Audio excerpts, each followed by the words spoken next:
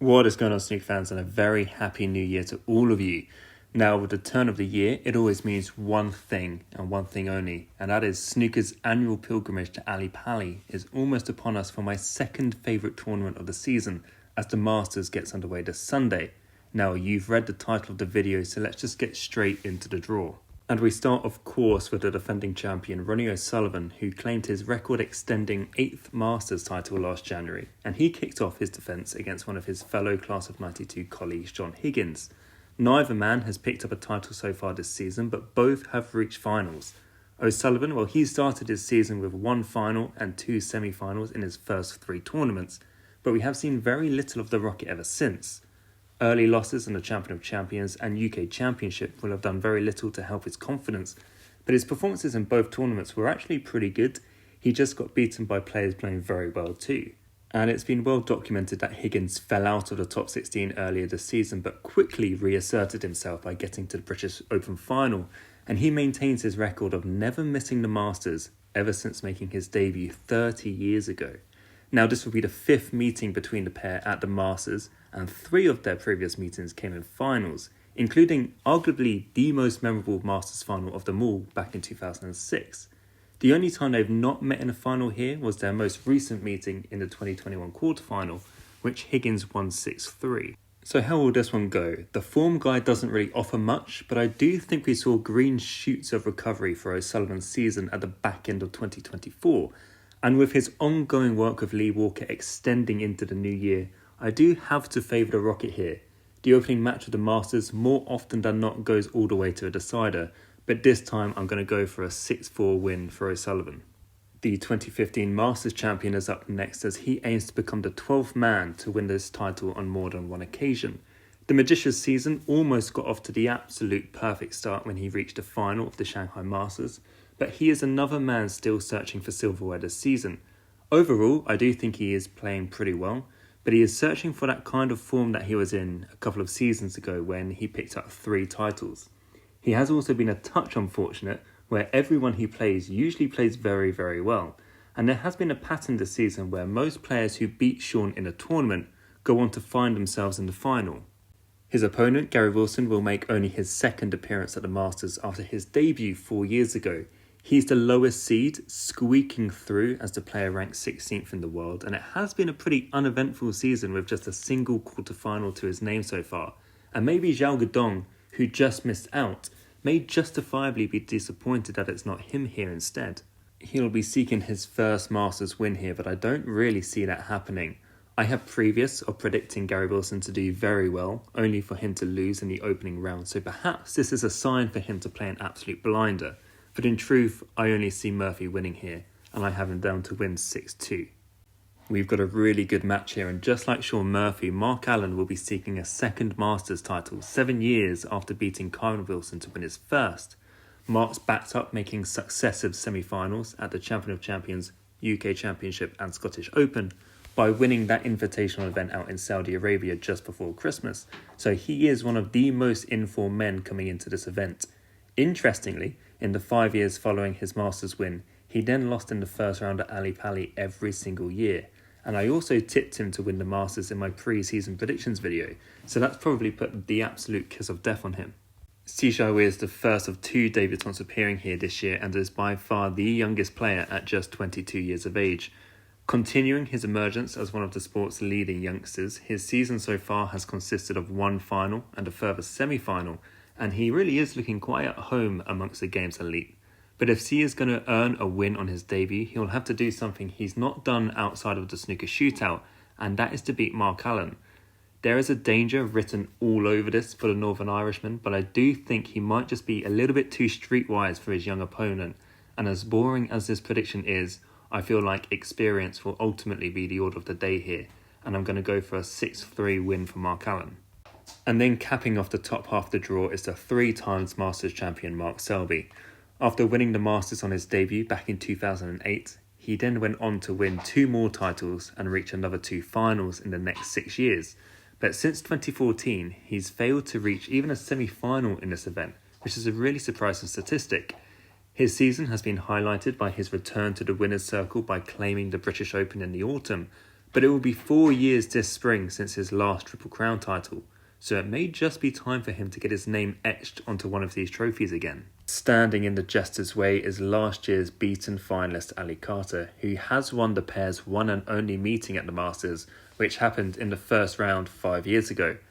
Ali won the first tournament of the season, the Championship League, back in the summer, but since then he has failed to make it to a single quarterfinal in any event, either ranking or invitational, and does have a very real risk of losing his top 16 seeding just before Sheffield if things don't start to turn around for him, and start to turn around pretty quickly. When it comes to Mark Selby, betting on him to win a match on the BBC used to be a formality, but it's actually probably now a better choice to bet against him with his recent record in the Triple Crown events. I've gone for all of the favourites so far in this video, and I am going to do the same thing again here. What I've not done so far is predict a deciding frame, and with these two men, they're so similar in profiles and the way that they play the game, that I think on this occasion we might just get our first decide of the tournament. So my prediction here is a 6-5 win for Mark Selby. For the second year running, the two men who played each other in the UK Championship final meet first round here at the Masters.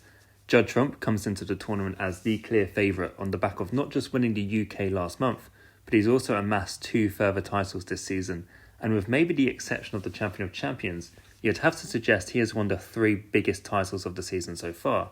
If he were to go on and pick up the Masters title next Sunday, he would join the likes of Cliff Thornburn, Mark Selby, Paul Hunter and Steve Davis as a 3-times Masters champion, and the form guide would certainly suggest he is the most likely to do that. Hawkins gave Judd a really good match in that York showpiece last month, which was especially impressive given his semi-final finished around about 1 AM the night before. And his Masters record isn't too shabby either, with 2 appearances in the final back in 2016 and 2022, although he did lose both of those finals pretty heavily in the end. This will be the 5th time that these two have faced each other at the Masters, and both have 2 wins apiece in that regard. 3 of those previous meetings have gone all the way to a deciding frame, with the other one finishing 6-4, so there is plenty to suggest that we're in for a great match again here. I am going for the safe option again here though, because betting against Judd at the moment feels almost impossible. It'll be close, but I'm going to go for a 6-4 win to Judd Trump. We do have some really tasty opening round matches this year, but I'd suggest that this is the best of the lot. Mark Williams remains securely placed within the game's elite as he prepares for a 27th appearance at the tournament he has won twice before, although you have to go back over 2 decades to find his last win here back in 2002. With a title and a further final under his belt already, Mark has already amassed over $500,000 in prize money this season and would be a very, very popular winner in London if he does manage to go all the way. Ding has also landed a trophy this season, getting his first ranking title in nearly 5 years at the International Championship. He of course won the Masters 14 years ago, but his record since the tournament moved to Alexandra Palace leaves plenty to be desired. In his 11 visits to the Palace, he has lost in the first round 9 times, and whilst of course there are no easy matches in this tournament, that is a very poor return for a player of Ding's calibre. I would suggest that this is the one and only match in the draw this year without a definitive favourite, and with 2 men who have won titles within the past couple of months, we should have a really good match on our hands here. I was very, very tempted to go for Ding, but it is very difficult to look past that horrendous Alexandra Palace record of his. So with that in mind, I'm going to go for Williams to just sneak past him in the decider. Next we've got Brecel, who may just be starting to turn things around after a pretty rough 18 months on tour. He looked like a man with a point to prove to me at the Scottish Open where he reached the quarterfinals, and he then beat Zhang, Kyren Wilson and Mark Williams to reach the final of that tournament in Riyadh last month. So things are starting to finally look promising again for the Belgian Bullet. This will be Luca's 5th appearance at the Masters, and he has only won just a single match before back in 2019. However, we know from his World Championship record that this doesn't mean an awful lot when it comes to Brecel. Wakelin is our second debutant this year and is a man who has featured heavily on this channel recently thanks to the remarkable levels of consistency that he has reached over the past 12 to 18 months or so. One final and a further semi-final already this season has not only helped Chris get into the top 16 in time for this event, but he also sits in 10th on the 1-year list, so he will have plenty of chances in the new year to earn more ranking points and potentially propel himself even higher up the ranks. When this draw was made, I think Wakelin would have been a pretty heavy favourite in my eyes, but Luca's recent upturn in form has certainly levelled the playing field here. We know Wakelin will be solid and could tough it out against Luca, but there will be a question mark about how he can adapt to the pretty raucous London environment. Slightly against the run of form, I'm backing Luca here, I think. I'm trusting that he has continued to put the work in over the new year and might just be able to power his way past a more safety-minded opponent. So 6-3 to Brecel is my prediction. And then last but not least, it is the second seed and reigning world champion Kyren Wilson. There has been plenty to like about how Kyren has settled into his new tag with 2 titles secured already this season, and he'll be bidding to add a second Triple Crown event to his CV this week. He did reach the final here 7 years ago, but he's failed to make it to a semi-final at the Masters ever since.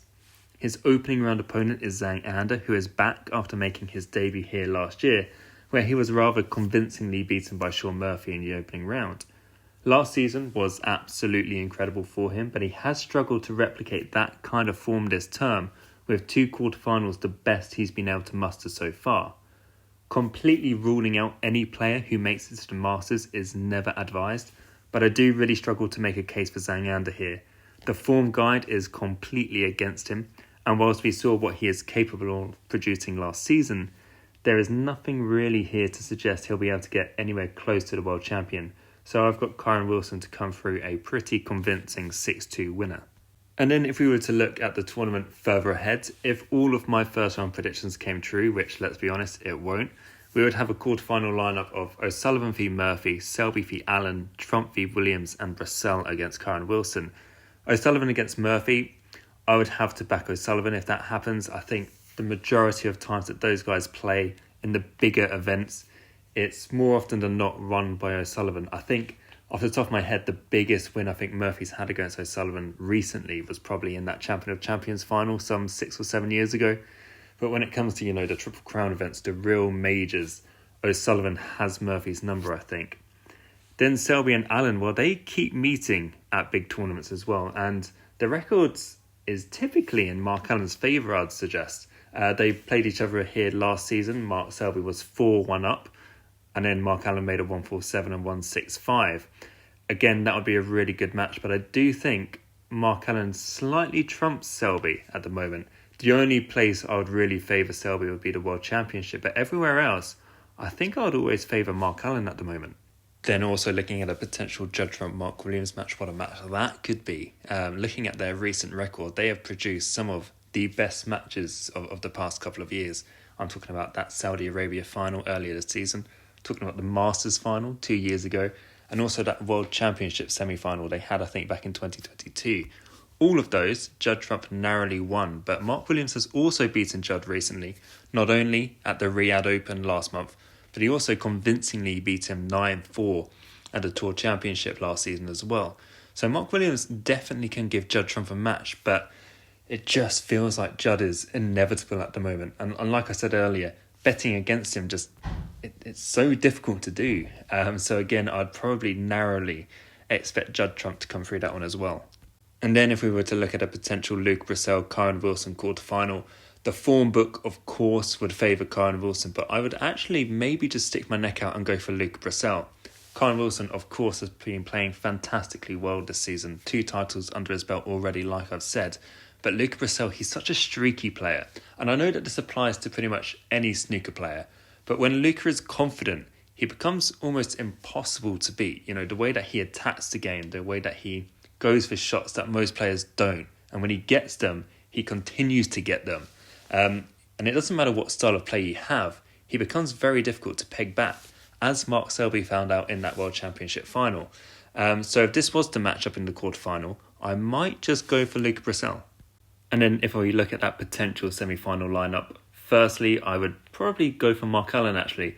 I know O'Sullivan becomes very difficult to beat when he gets to the semi-finals here in London, and Mark Allen will have to battle against that very partisan crowd in favour of O'Sullivan.